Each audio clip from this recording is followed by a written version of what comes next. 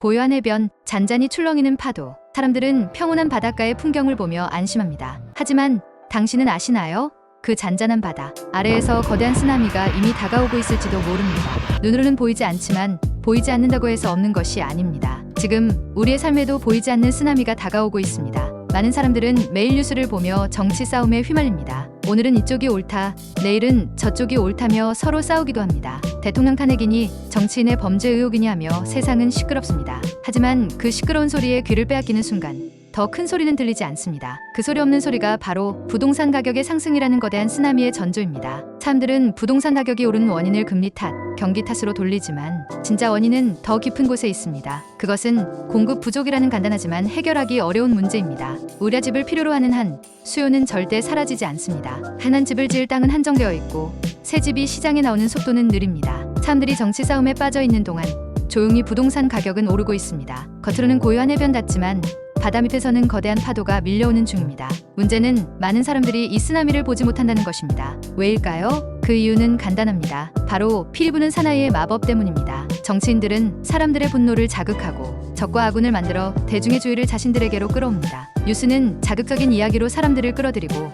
우리는 그 싸움에 말려들어 감정적으로 반응하게 됩니다. 서로 누가 옳고 그르냐를 따지느라 진짜 중요한 흐름을 보지 못하게 되는 것이죠. 그런데 여기에 중요한 깨달음이 하나 있습니다. 정치는 정치인이 하는 것이고 우리의 삶은 우리가 살아야 한다. 정치 싸움에 빠지면 우리는 내 삶에 다가오는 쓰나미를 보지 못합니다. 물가는 오르고 집값은 오르지만 우리의 월급은 그대로입니다. 하지만 그 책임을 정치 탓으로만 돌릴 수는 없습니다. 왜냐하면 우리 스스로도 눈을 감고 있었기 때문입니다. 그 이유는 단순합니다. 우리는 배고프면서도 밥을 먹지 않았기 때문입니다. 여기서의 밥은 단순한 음식이 아닙니다. 지시의 밥입니다. 진정한 배부름은 남이 떠먹여주는 밥으로 얻을 수 없습니다. 스스로 씹고 삼켜야만 배가 부릅니다. 지식도 마찬가지입니다. 우리가 스스로 배우고 익히지 않는다면 진짜 흐름을 볼 수 없습니다. 누군가 이쪽이 옳다라고 말해주는 소리만 듣다 보면 바다 밑의 쓰나미는 영원히 보이지 않습니다. 정치 싸움에서 눈을 돌리고 바다의 흐름을 보라. 지금 대한민국의 상황을 보세요. 사람들은 윤석열 대통령의 탄핵 문제로 양쪽으로 갈려 서로 비난하고 있습니다. 이재명 대표의 행보를 두고도 치열한 논쟁이 벌어지고 있습니다. 그런데